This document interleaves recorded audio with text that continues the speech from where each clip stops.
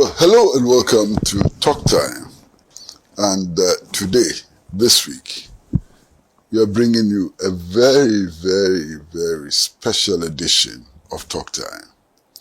We're going to be talking to a very extraordinary personality, somebody who has all kinds of ideas and somebody who has a lot of vim.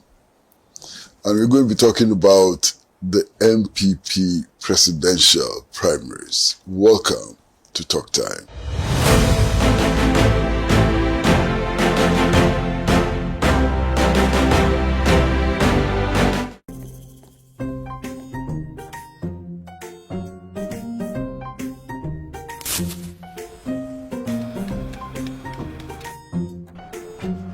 Mido, you're not Biana. I'm for you to be so every time I just say baby shit. Mangashi. Junior!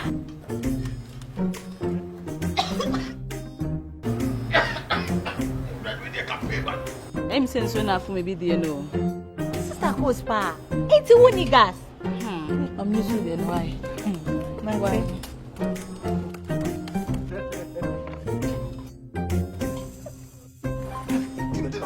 Down Yankanawa. Sister Cos. Use gas. Gas ye fast, ye easy, ye convenient. And wow. LPG, let me see your hand.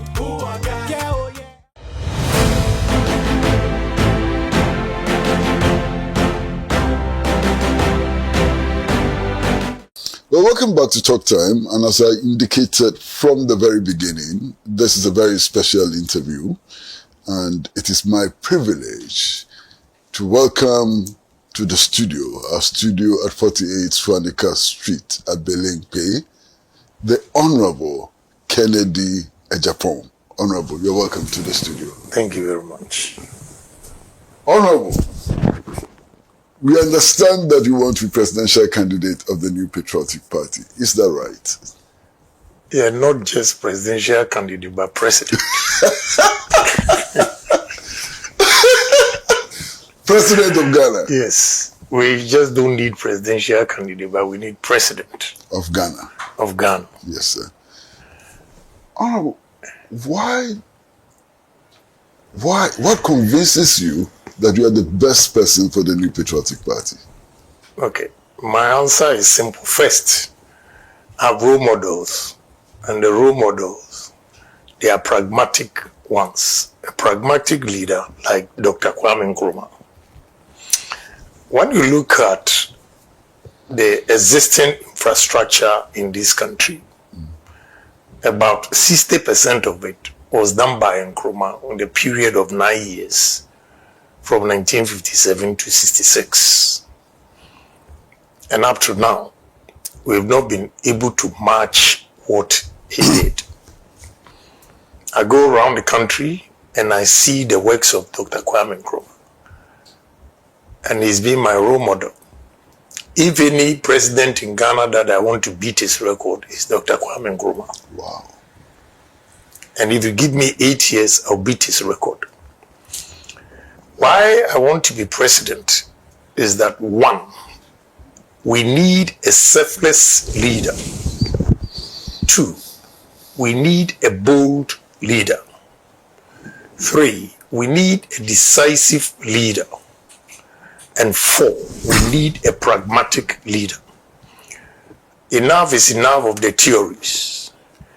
We've been propounding theories, we're going to do this, we're going to do that. And I feel, first, we are not on top of the game because we have to be brilliant on the basics. What I mean by brilliant on the basics is that this morning I met some youth and they are into coconut, mango production, and I was educating them how they can take it further by the coconut juice.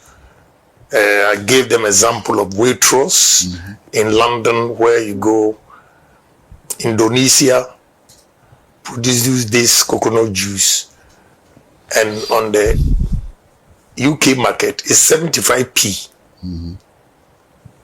They didn't know all these things. Coconut, you can use, you peel it, and the husk can be used for fertilizer. It can be used for charcoal. The coconut itself, they are growing. I don't know what informed them, but they don't know even about coconut oil. So this is what I mean by the basics. The mangoes that they are producing, they can dry them and becomes like a biscuit. There's so many things. The pineapple, I told them, pineapple, we can use pineapple. When you peel it off, what you are going to throw away, you can use it for perfume. Wow, I didn't know. Yeah, perfume. Then you don't know the branches. When you go to Kenya, you see, they use it for sneakers. Pineapple. Kwasi, plantain and banana, the stem. We use it for this carpet here. Then the fugu, the thread that they use for fugu is also from, you can use plantain stem. They use it for diapers. They use it for tampers. But here, we throw them away. Cassava. We can produce or use cassava to produce about 32 different products. If you go to Thailand, then they put biscuit, cassava biscuit. You won't believe it. That is coming from cassava. Can use cassava for starch. I always say that cassava is more important than gold and more important than cocoa. Because one product, if you can use it for one raw material, that you can use it for over 32 products, then gold can match it. And the essentials in it, the starch, almost every pharmaceutical industry, the tablets we swallow when we are sick, they put starch in it. So the demand for starch from our cassava that we use for garli, agbelema, fufu, and all those things, we can do better than that. We use cassava for ethanol. What are we doing? This is what I mean by basics. We have to be brilliant on the basics. When you go to maize, because you'll be surprised that Ghanaians, about 90% of the population, do not know that we have maize oil. One important personality, top official, came to my house in New Jersey. I was talking about this. He didn't know. I drove him to Whole Foods and bought a gallon of it. He said Mazola corn oil. And the corn is there. You see it. The labeling.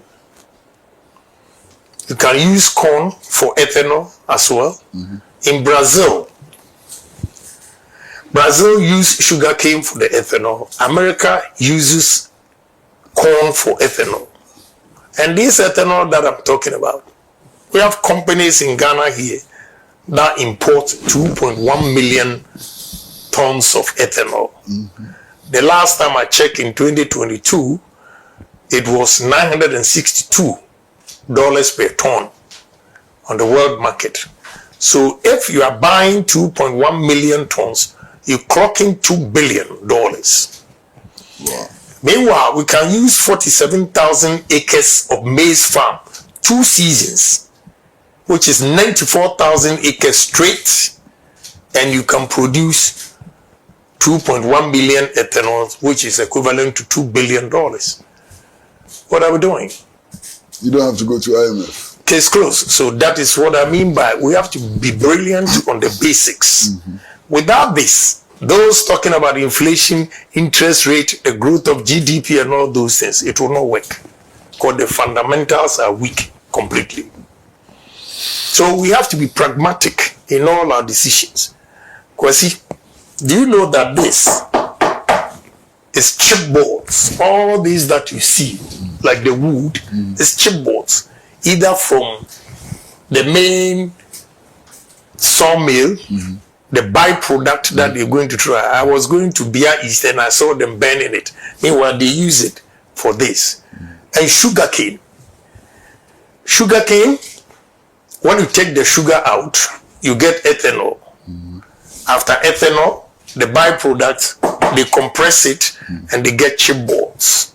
After the chip balls, the last byproduct, they use it to generate power. Almost every sugar plant that I visited in India, Kulapu, Lokna, and all those things, they generate their own electricity. And excess is supplied to the national grid with sugarcane. So what they were doing at Central Region, I was just laughing. They don't know what to do.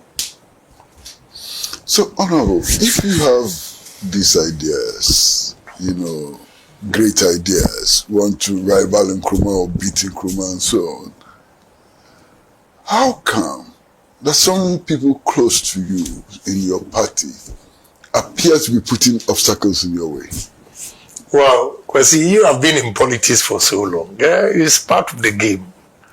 To put obstacles in the way of because something which is good for the country? sometimes the truth hurts. I mean, telling you that people are being purists, that alone affects some people. They are not pragmatic. They will talk about GDP. They will talk about interest rate. They will talk about inflations. Meanwhile, they are not brilliant on the basics as I've given you. So obviously, when you say that, it weakens them and they tend to hate you. Instead of embracing your ideas and sharing these ideas, your vision with you, they tend to hate you. So, you know, in politics, that's the nature of the game. So I'm okay with it. What is your track record in the party? Are you a founding member of the party? When did you join? What have you done to build this party? Oh, I've done a lot for the party. Well, when you say founding members who sign, no. But we're the founding members when culture of silence, nobody could talk or speak. And Dubois started speaking, we all joined. So I joined this party when it was Dankwa Buzia Domo. And it was a man called Tanai Yabwachi. He was an ambassador, UN ambassador during Buzia's time. And after the coup, he stayed in America. That's the father of Ochehine. Ochehine's father. He used his apartment to start this organization, as we call it, Dankwa Buzia Domo. Then it grew. We changed it to NPP. So I've been part of it from 1991. Then came back in Ghana to support Dubois and all those things. And I never gave up. Dubois time, I stayed here for about 8 months. When I went back to America, I had lost everything and had to start life again. You know, I've done so many things for the party. And sometimes when we say it, they say, Agyapong, whatever he does, he talks about it. Why not? I don't know. Why not? This is my biggest problem in the party. I can tell you today that there's a proverb which says, a sheep sweats, but we don't see it, feel it, because of the skin. If I tell you what I went through, a whole officials planning that you should silence Kennedy Agyapong, don't give him businesses anymore, because when he gets money, he will be too powerful in the party. And they screwed me up. From 2021 to 2024, it was August 2024 that I got a contract. Wow. Yeah. So how did you survive? I've told you, I'm a pragmatic person. And I build businesses not based on politics. I build businesses looking at the demand of Ghanaian population. And I make sure I do quality things so that wherever you go, irrespective of my party affiliation, because you know I give out or sell quality products, you are forced to come to me. That is why I've survived. I can tell you, my co-stores, I'm the only person who has built co-stores with ammonia, the ammonia system. The Freon is not expensive, but the ammonia is very, very expensive. And mine can go as low temperature, minus 25 degrees. So it attracts a lot of people. They come, they say, after taxes, somebody has given me $24,000, 3 months for renting one room. He has no choice because he doesn't want his fish or chicken to get spoiled. So he needs good systems.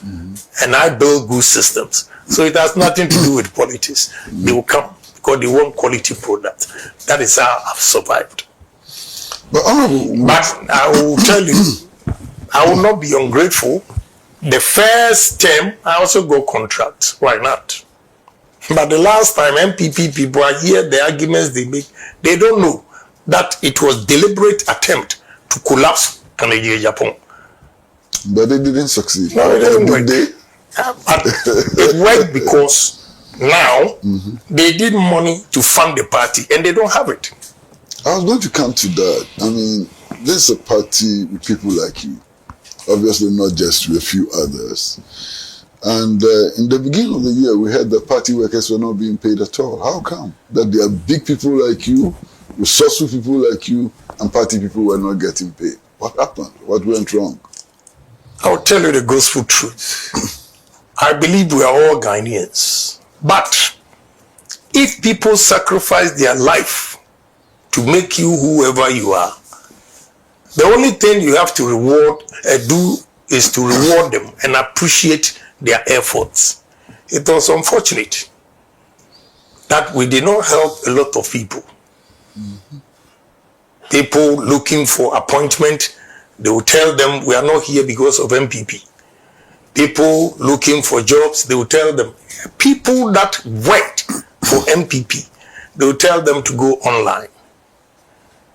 Sometimes, even recruitment, they have to go through hell. This is why it caused apathy among our party people. And they decided not to go and vote. One minister told me how he lost. In his constituency, he said around 2 p.m., the young ones were standing outside. He asked them to go and vote and said, we are not going to vote. Because when we were looking for a job, they were charging us. Wow. So we are not going to vote. And truly, he lost the election. So the party, one reason is party neglect. Yeah, I have to, look, whatever I'm telling you today, they will insult me, they will do everything, but that's the gospel truth. They don't want the truth to be told. But that's the truth. We step on so many toes. They show some videos about Agyapong. He said this, he's not a presidential material.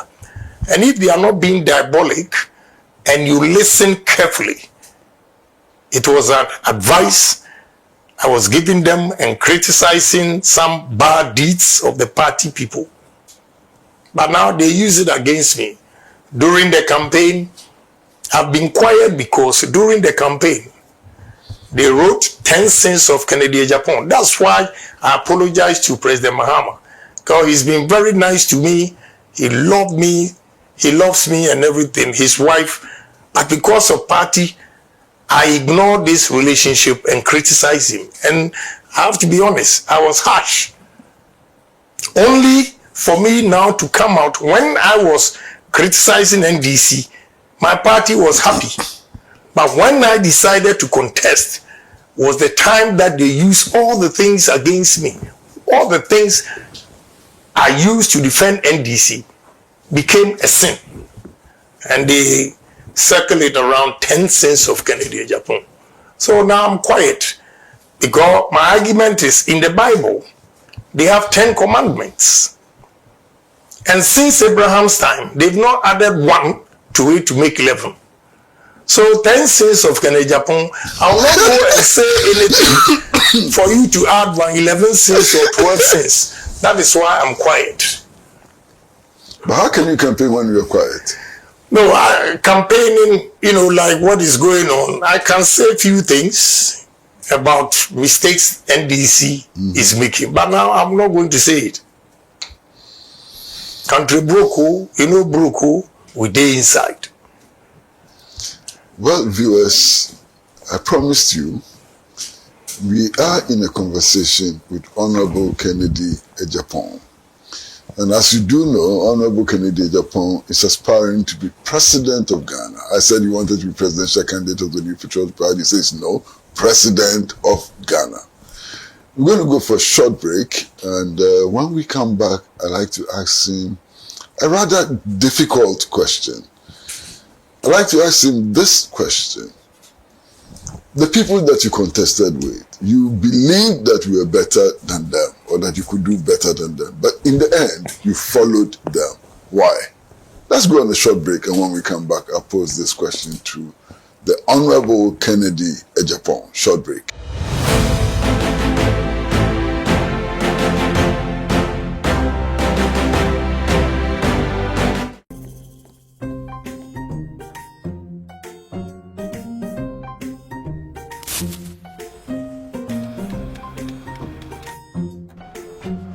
Mido, Ghana Biana. Ah, for Jibby Baba be so every time upon I say baby shit. Mangashi. Junior!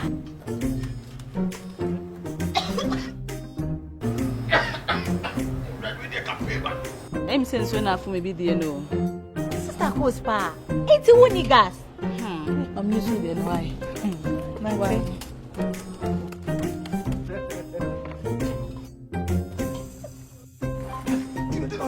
Down Yankana wa. Sister Coach. Use gas. Gas ye fast, ye easy, ye convenient. And then wow. LPG, let me see your hand. Ooh, I got yeah.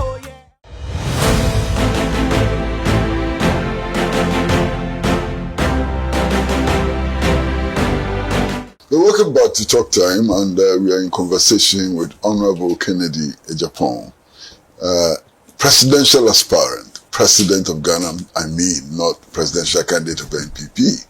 And he's in the studio, and we're having a very good conversation. My question, Honorable, you told us that some people could not take us to the promised land. Then you lost, and then we found you with the people who could not take us to the promised land. What happened? Well, the mere fact that I was campaigning doesn't mean I'm against the party. If you're a true party man, in contest, you can win, you can lose. So if you lose the election, you don't quit. You don't quit. That is why I joined. I'm still an MPP man. That is why I joined the campaign. And if I had not done that, look at what happened today. Can I even have the courage to say that I'm going to contest? No. Those who didn't have the patience and left, now they cannot come back and contest. So I decided to stay and look at what God has for me, in store for me in future. And we're back again. You know, those days I was telling them the truth and they didn't listen. Rather, they used it against me that I was destroying the party. But let me take opportunity to explain. In March 2022, I had about 240 million cedis in 6 banks waiting for a contract. It delayed, and after that, it didn't happen because I came out openly to contest. I gave a contractor $100,000 to buy doors from Turkey for me. And the invoice he gave me was 600,000 cedis. In August, when the goods arrived, he needed 100,000 to clear them, and he came. The invoice of $100,000 in August 2022 was 1,550,000. Why? Yeah, because of CD depreciation. I was shocked. So when I gave the check, then I went back to calculate. In March 2022, the 240 million cedis was equivalent to $40 million because it was 6 cedis to a dollar. That is why I gave him 100,000 and he gave me invoice of 600. The same 100,000 in August 2022, it was 1,550,000. So I went upstairs and started calculating the value in dollars. The $40 million in March 2022 was 15,483,000. If you like, strike 240 million divided by 1.550 and you see $15,483,000 from $40 million. Money in the banks that have not used, taking risk to do business and all gone. Yeah, just sitting in the bank, the depreciation, I lost almost $25 million. Am I the only businessman in this country? Colleagues, businessmen were also going through the same. And when they see me, say, you people, we are waiting for you. I went to a Greek bank to transfer money to a Chinese supplier. And they gave me the rate. I said, wow, it's too expensive. Can you do something? For the first time, the lady, anytime I went there, she was quiet, never talked about politics. But this time, she was behind me when I was talking to her junior colleague. Then she retorted, I must say, when your fundamentals are weak, your exchange rate will expose you. Also, the amount I was shocked. She could say that to you? Yes. A week later, I went to a Greek bank. There was a beautiful lady, we always joke. I got there, cracking the jokes. Normally she would laugh, but this time she was cold. Then I asked her, I said, honorable, we couldn't jam me podia. So how can you make such a statement? And Kenoforiata's form, whatever you call it, was on her desk. And she was crying because she said in her sleep, the husband will wake her up. Why? What is wrong? Well, according to her, the husband will hear her say, sigh, and she's not even aware. In her subconscious, she's thinking of, the money that she's lost and everything. And her problem was that she did not tell the husband that she had invested the money. So she couldn't tell the husband. Another time, one deputy chief executive, MPP, called me, said, Honorable, she was a nurse in UK, came back, invested a pension in these bonds. Now, and listen to what she said. Say, I did finance in Toronto, University of Toronto. But what Kenufuriata has brought, I don't even understand. Then I jokingly said, but you did finance University of Toronto, and me, I said them to my name middle school. Yeah. You see how you were cracking up the same way. Then she said, Honorable, look, I'm not joking. It's serious. So I had to go to the minister. Say, Minister, this will cause us defeat. And even our own people are disgruntled. So if you can do something about it. If you remember very well, they extended the date. Okay? It's because I spoke to him. Then he said, well, there's nothing he can do. And you saw the former Chief Justice picketing. So during my campaign, I told them, anybody in that administration, he lost the election in 2022. Because Ghanaians have decided that they'll get rid of us. And they used that against me, that I caused their defeat. And you think Ghanaians that were suffering? Because you spoke the truth. Yeah. They use that. Some candidates go around, because of him, we lost the election. Did I say that when the fundamentals are weak, your exchange rate will expose you? The lady quoted it at the Great Bank. Did I say that I'm going to lock the dollar, is under lock and key, and give it to police or whatever? And you think I'm the only smartest human being in this country that did not listen or heard? And when they are losing their business and take a decision, now you use it against me that I caused the defeat. Today is an opportunity for me to explain this.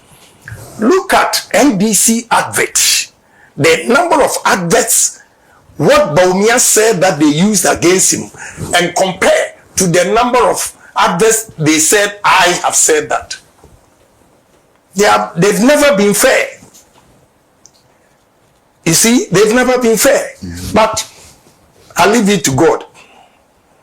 All the things I said was a caution to them. If they had listened to me, there wouldn't have been this humiliating defeat ever. But they didn't listen. Because the whole party machinery was against Kennedy Agyapong. But Honorable, those who didn't want you to win, let me put it mildly, those who didn't want you to win, they are still there. So what convinces you that this time round you will win? The people who obstructed you, okay, they are still there. They don't have the power. Okay. They don't have the power. This time, Obia Nubia. People are not afraid of them. They were coerced. They were threatened. MCs, they were forced. If not, they'll remove you. Chief executives, they'll remove you. Ministers, they'll remove you. And few of them, I can quote Edward Boateng, who openly supported me. They sacked him when he, not sacked as such, when he was 60. A day before 60, they asked him to pack. They couldn't wait. Yes. So they threatened a lot of people, and they were afraid. Some to lose their jobs, they had to stay wherever to make sure. But because we were not bold, look at what happened. We lost. Well, we see some of the things still happening. MPs, they jump into buses and cars and they go and pledge allegiance to one candidate. Former DCs and MCs, they pack themselves into cars, they go and pledge allegiance to one candidate. This is what happened. It's happening again. You see, let me tell you, Kwesi. Yes, sir. You should, as a leader, you should have your strategy. Do you know the number of people who have come to me? But I say, let's work together. I don't do those optics. So I'm not scared. Even when 136 parliamentarians were against me, only Cynthia Morrison, Honorable Cynthia Morrison, came out to support me. And you see what they did to her. So it means all those who were in position of trust, MCs, DCs, ministers, they were right not to have supported me because they would have been sacked like they did to Cynthia Morrison. They ganged up to make sure that he lost the primaries because he supported Kennedy. So I forgive all those people that out of fear voted against me. This time, they have the freedom and the right to choose a candidate that Ghanaian loves to lead MPP. A candidate that Ghanaians have confidence to solve their problems. A candidate that the youth are yearning for to come and create jobs for them. And I know most of the people that voted against me are discerning, they've regretted, and I'm hopeful that this time around, God will lead me through. Yes, we're going to go for another short break, and when we come back, I'd like to find out more from Honorable Kennedy Agyapong. Your name sometimes they say is Akompreku. I'd like to find out whether that's your true name or is a nickname. I mean, Akompreku may be Ifrihifa. So short break, and when we come back, we'd like to know what this Akompreku thing is about.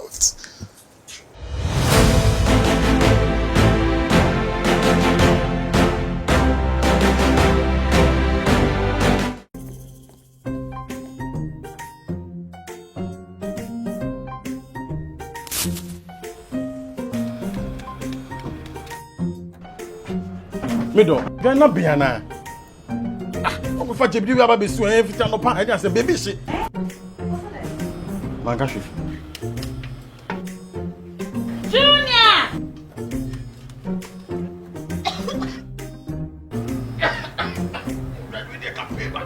I'm saying so enough for me, dear, no. Sister Coast Pa. It's who niggas. I'm used to it, why? My wife.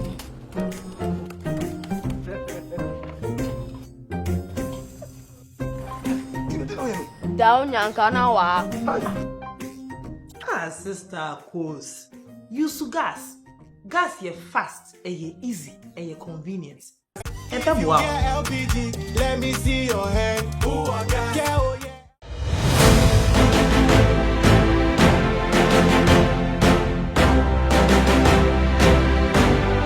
Yeah, welcome back to Talk Time, and we are in a conversation with Honorable Kennedy Agyapong, hopefully President of Ghana 2029, January 7th.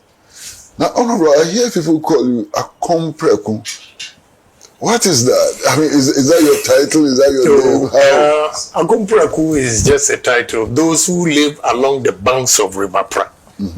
And because I'm from Asin, the River Pra area, and the African belief, he said, anybody who has that symbol, you don't eat yam, some kind of yam, we call afasia or whatever.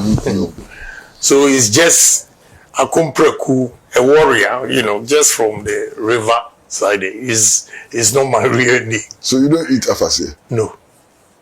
You believe it? Yeah, because the first time I was stubborn, I ate, and there were a lot of boils. Oh, okay. Yeah, so ever since, I've never tried it again. Okay. But that name is not just about balls, it's about something, it's about strength and so on. Yes. So it's not my name. Yeah, but what is it? What does it add to you? Simply straight talker, fearless guy, But that seems to be true. But if he says so. That appears to be true because you talk freely. Yeah. No bones broken. Yeah, because I'm bold. Right from inception. You can check from Kumasi, at the South College, Winneba, and all those things. I've always been a fearless and bold guy. I'm not afraid. I only tell you my peace of mind. And one thing good about me is, let me have an argument with you today. When I leave here, that's it. Sure. I don't think about what I'll do to him. Some people are so malicious. When they speak to you, they go back and sleep over it and what they are going to do. And 5 years they're planning to get you. When I speak my mind, that's it. I don't have anything against you, Honorable, can we spend a little time to talk about the arrangements? There's been a lot of talk about top-down approach, bottom-up approach, and so on. The arrangement for the election of the presidential candidate, are you comfortable with it? Well, at this point in time, I don't have a choice than to go by whatever they are saying. But I was of the opinion that we start from bottom up. But it didn't work. But it's not, you see, in politics or in a party, it's not everything that you say that you think the whole entire party should accept. So I take it in good faith, whatever decision. Certain times there are changes that are necessary to be done. So I don't have a problem. Just as I also started talking when Dr. Bawumia was going the thank you tour, I told them that we should give amnesty to all the party people that have left out of annoyance and all those things. And today they granted it, they've given them amnesty. I also spoke against what they do to former chief executives, former constituency executives, former members who have taken key positions and do not have voting right. Nobody can take that credit, because I use myself as an example that I've been a member of parliament for 24 years, 6 consecutive terms. Now that I'm no more a member of parliament, I don't have a voting right. How? So by so doing, I added the chief executives, constituency executives, and any member that has played a key role to have a voting right. And it was granted. So now, if you want bottom up and they say top bottom, why would you disagree? You can't get everyone. You can't win all. You win some, you lose some. They were managed to speak on behalf of the disgruntled people to come back. They've granted it. I managed to speak for all parliamentarians, former parliamentarians, MCEs, and they've also granted it. So if you don't win bottom up, no problem. But I am true party man. I'm not scared of anything, because I know the grassroots, they are waiting patiently for me. Honorable, some of your key supporters, people who really want you to be president, have been injured, they've been beaten, they've suffered all kinds of things. What are you doing for them? Well, I've apologized on their behalf, on the party's behalf, whatever transpired. And those who were actually beaten during my primaries, I've employed some of them I've given them monies. Just last week, one guy came. When he was talking to me, he started coughing. He went out and he coughed blood. Said, how? Said, well, I've gone to the hospital. They've given me this. I have to go and pay. And I don't have money. I said, what? Blood? Go and do the test. So, how much? He said 15,000. I gave it to him. Because I know the role he played for me. I believe in loyalty. So I've been helping. And the party people, when they come with their needs, those who have been hurt, those who have been beaten, I help them in my own small way. So I think that's what I can do for them. There should have been a policy where the party itself has some coffers with money to solve such problems. Unfortunately, the party, they don't have the money. The two people that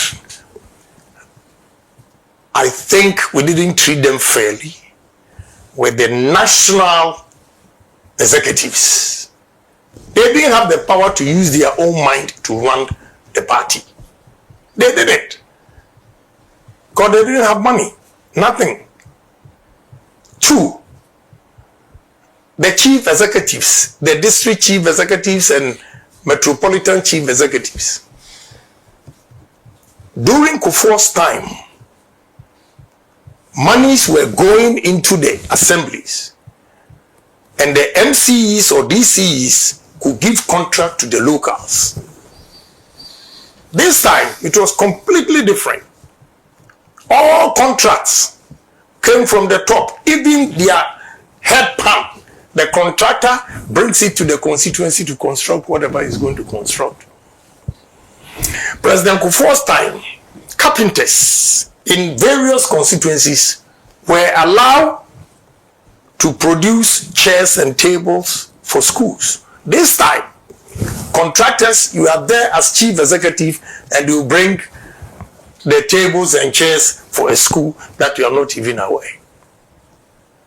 And because of that, they became so unpopular in their constituencies. I want the constituents to forgive them because they were not bold to speak about the challenges they were confronted with. But I knew that they didn't treat the current or just former constituency MCs and DCs like President Kufuor did. That one I have to speak the truth. You can kill me today, tomorrow, I still maintain my position.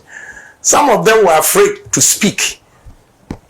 I remember I met their dean at Achiasi. He lamented this and I told him, why don't you come out? You have to demonstrate. But they kept quiet. And now most of them have become so unpopular in their constituencies because they couldn't speak. I will speak. Today, you see the way I'm talking, I'm calm. I'm not banking on this. I'm not doing that because I'm old. I'm matured. And to confess, I think it was good I lost the first time because the defeat has humbled me. That, that's the good side of it.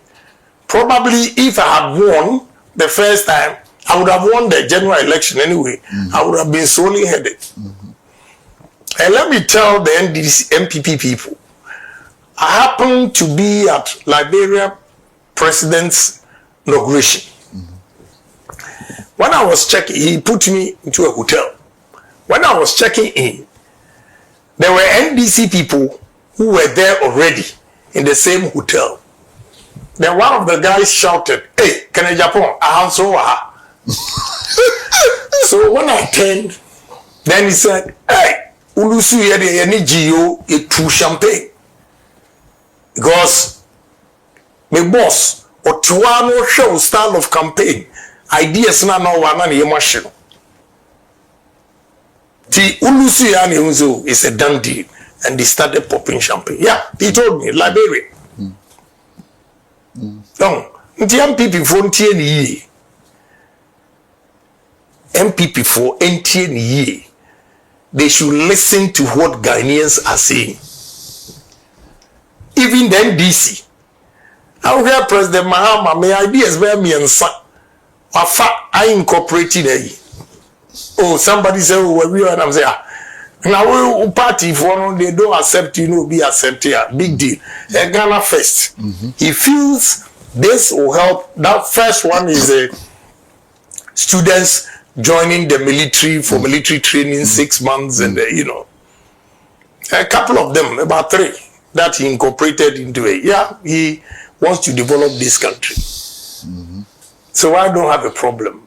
So MPP people should listen to what Ghanaians are saying, and they should see Kennedy Agyapong as a new brand.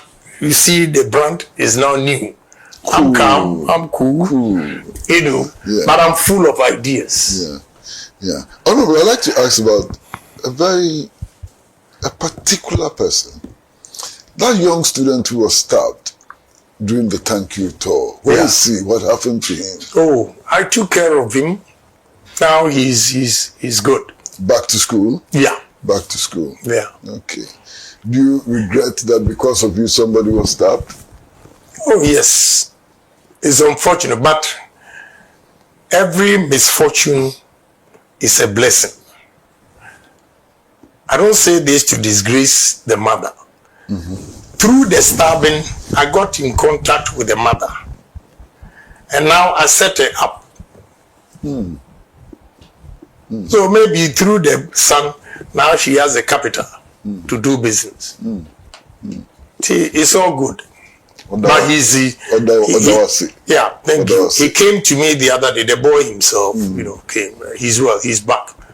School. But all I'll say is the advice is we shouldn't take politics that far. We shouldn't take politics that far.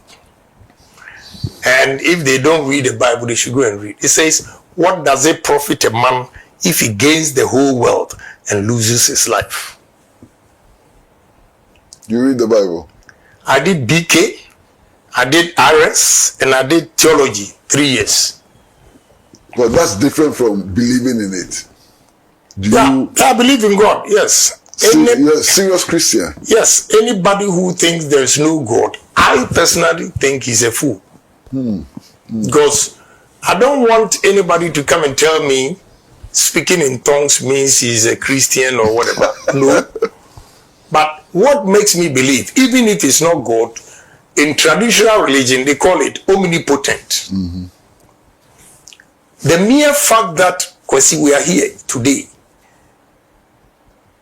around 9-10 p.m., you feel so tired, you sleep, and you don't even know where you are. That alone tells you there's a superior being. And that supreme being can be called God. So I believe in God.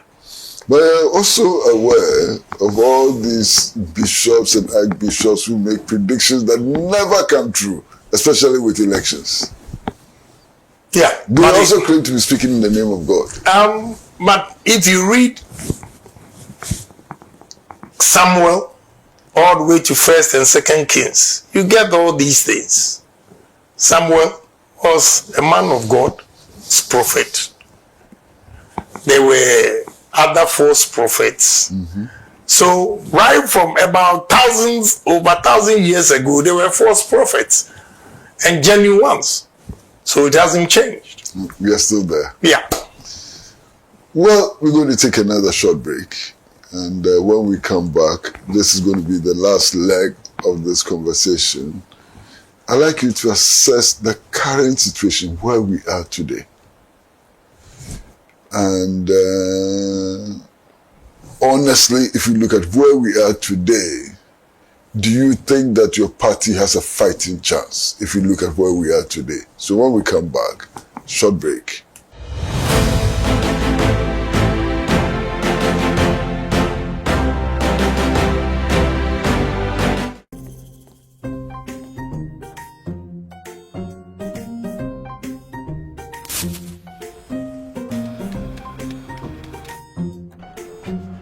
Mido, you're not Biana. I'm going to you about this every time I say, baby, shit. My gosh.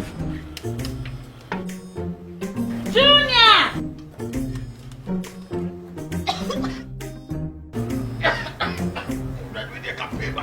I'm saying so enough for me, dear, no. Sister Coast pa. It's a winning gas. I'm used to it, why? My wife.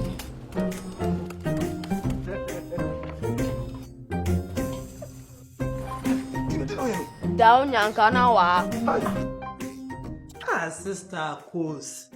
Use gas. Gas ye fast, ye easy, ye convenient. And then wow. LPG, let me see your hand. Ooh, I got oh, yeah.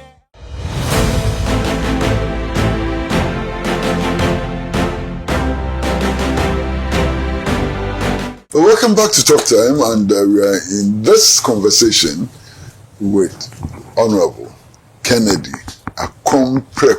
Agyapong. Honorable, you say it as it is. Everybody knows that about you. The current situation where we are now, do you think that your party has a fighting chance? Well, the answer is simple. We have a fighting chance, but depends on the candidate they choose. If they choose Kennedy Agyapong, they have a fighting chance. I'll beat NDC hands down. And I'm going to do it. I have fantastic ideas as I speak to you. See, we go back to what I said. Brilliant at the basics. When I went to Dubai and met a group of businessmen trying to bring businesses to Ghana, just cherry tomatoes. The demand on European and Asia market, you have no idea. From Accra Place, Pram, all the way to Aflao. What are we doing? What are we doing? I met a guy, he has invested in cannery, tomatoes, factory in Senegal, Gambia, Guinea, and Cote d'Ivoire. He said, when he first got to Senegal, 1 hectare, they were producing 15 tons. Today, they are producing 70 tons per hectare. Wow. So economies of scale, they are very, very competitive compared to a Ghanaian farmer who is also producing 15 tons per hectare. The cost of production obviously becomes high. So when I came, I immediately went to Ata and acquired 56,300 acres. Speaking to my Indians and what we want to do, I went to Adidomi. I acquired 30,000 acres at the Kulu, 30,000 acres for ethanol plant. I'm going to do that because I have 4 girls and they are all from Adidomi. Every human being is selfish. Yes. How many children do you have, by the way? I have 22. I've always Hey, said 22. Yeah, I have 4 girls. 4 girls. 22? Yeah. How did you manage it? Well, I love kids. Wow. I love kids. And 4 of them from Volta region, Adidomi. The girls? Yes, the girls. All your girls are from the Volta region? No. Oh, I say okay. 4 of them. Okay. So I bought those land to put up the ethanol plant to make sure when I'm dead, they will inherit that and run it. I went to Dubai and met the king of Fujairah, and we're talking of cotton plantation. And when we start from growing cotton to the knitting and everything to get this material, it will employ 45,000 workers. And I've cited Tumu Sisala area that we're going to do it. I know why I want to be president. All these investors, they have confidence when a president is speaking to them than a businessman. It takes a long time to convince them. But if you are president and you unveil your vision to them and they buy into it, they easily buy into it because they have the backing because of political, instability. So with me as president, I will create jobs for the youth of this country. You have no idea. So we have a political chance, MPP, if they elect me as the flag bearer. I've been talking to some people and they paint all kinds of scenarios. And one of the scenarios they paint is a scenario where you have been elected as the candidate of the New Patriotic Party. And my very, very good friend Johnson Asedu Nketia has been elected as the NDC candidate. Control. Can you challenge Asedu Nketia? Oh, why not? It's very easy. I'll beat him hands down. Wow. Yeah, because I have something to show for. When it comes to industries, the problem, the challenges of this country, first thing is unemployment. And I have examples to give. That is what Ghanaians want to hear, not your political party. This time, the politics is going to be about personalities, the individuals, and their capabilities. Your achievement. Yes, the achievement. And I stand tall among all candidates, both NDC and MPP. What if the NDC decided to go with Professor Jane Nana Opoku-Ajuma? Oh, my respectable Professor Jane Nana.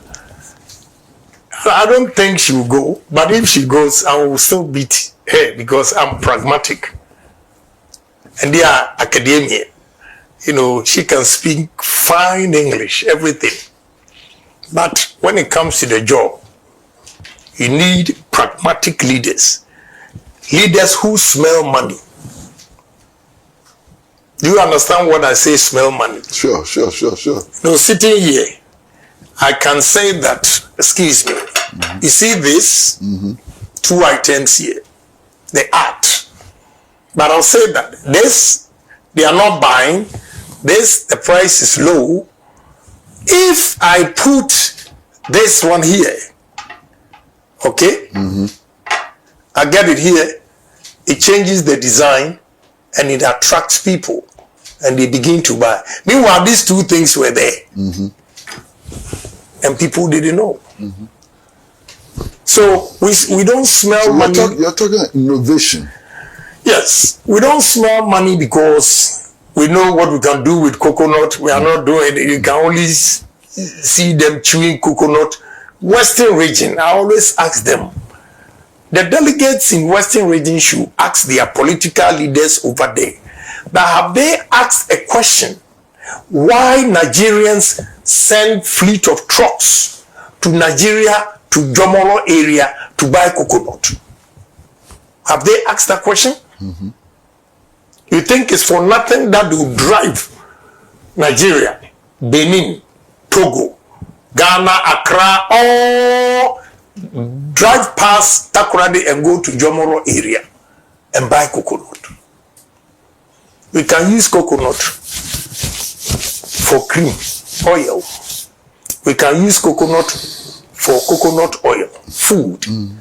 We can use the husk for charcoal, for exports. The machine you need for the charcoal is $200,000. We can use it as a fertilizer. Go to cocoa board. They use the coconut husks for their seedlings. So many things we can do with coconut, but we are not. That is what I mean by smell money. Another one is, last month I went to Togo twice on a business trip. On my way, I saw the land from Accra Plains all the way to Aflao. Jesus Christ. I asked myself, do we have leaders in this country? And let me praise this man too. You know, we come here, we talk back, and go. You are matured enough. You remember the way we tease or laugh at Agyapong. Now, I respect him a lot. You know why? When I went to Sege to acquire the land, they gave me the indenture. When I went to check at lands, Agyapong had acquired 24,000 acres of that land, the 56, for cattle rearing. Dated back 1977. You see the vision? This is the kind of people we need, not the English. Case closed. They will come and tell you interest rate, inflation, GDP. If you are not brilliant at the basics, you cannot achieve your interest rate targets. You cannot achieve your GDP, you know, above whatever that you want. You cannot. Honorable, finally, you have been elected presidential candidate of the New Patriotic Party. The NDC has elected Julius Debra. Right. Wow. I'm not intimidated at all. Julius Debra. I'm not intimidated at all. He's also practical like you. Well, I have the big vision. You can be practical, but you have to dream. I'm a big dreamer. Let me share one of my strategies with you. We have 16 regional capitals. When you move from Accra to Kumasi, Kumasi is active from Friday 6 p.m. to Sunday 2 p.m. Ashanti region is dead. There are no businesses there. And you cannot determine the growth of the economy by the market women. No, that is not how you assess growth. So my first approach is that Accra is choked. We have to decentralize most of the ministries. First, Ministry of Energy will go to Western region. 2, Ministry of Education will go to Central region. See any Pebrofo? We give them education. 3, Ashanti region is big area. You give them lands and forestry and works and housing. Northern region, you take Ministry of Agri because they have huge, vast land that we can develop. Ministry of Trade, Eastern region, you give Sunyani Environment, Science and Technology. You continue to Upper East. Why? Because when the ministries are moved, one in Greater Accra, all those ministries, we're going to turn the ministry enclave as a financial hub. As a financial hub. Then we'll use why it is easy to start moving the ministries is that all the regional administration in the various regions are underutilized. The capacity. So initially, when you move Ministry of Energy, you split regional administration in Western region into two. When the workers go to Western region, they begin to rent. People now will begin to build construction. People will make phone calls. People will go to restaurant, market to eat. That's the beginning of growth. Okay? People will stay in the hotel because one transaction may take you about 2 weeks. When you go to moving pick, I see a lot of whites or foreigners there. They will go. Ministry of Tourism will go to Volta region because you know why? Traveling around Volta region, I see the potential in tourism. Odo River, whatever they call, very simple. This young man came to visit me in Dubai and I showed him. This is what I mean. We are going to dredge the Odo River below sea level, clean everything, make sure we sack all those quarters, build affordable restaurants, we put boats, and I've tracked it. It starts all the way from Insawam. So can you imagine the tourism industry?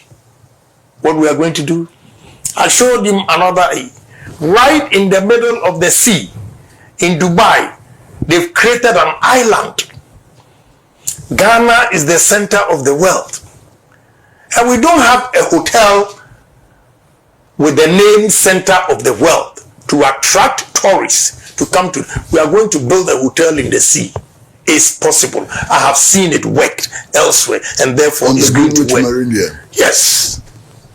Honorable, thank you so very much. Thank you so much for coming. Thank you very, very, very much, Honorable. Thank you. You're welcome. Thank you so very much. Thank you also for giving me an opportunity. No, it's good for us. It's good for us. Thank you. Maybe better for us than you. So thank you very much for coming. Now, viewers, we've been engaged in a conversation with Honorable Kennedy Agyapong, who wants to be president of Ghana. And he has shown us why he wants to be president of Ghana. First of all, by becoming the presidential candidate of the New Patriotic Party, and then. We hope that he will come back again many times as the campaign intensifies, as the struggle to improve Ghana intensifies and so on. We will pray that he comes back again. But until then, it's goodbye from all of us at Pan-African Television, the producer of the program, George Viner, and all the people in the MCR. I'm not so sure who they are today, Akapo and the team, you know. So it's from all of us. Thank you very much. Stay with Pan-African Television. Until we see you again. Bye-bye.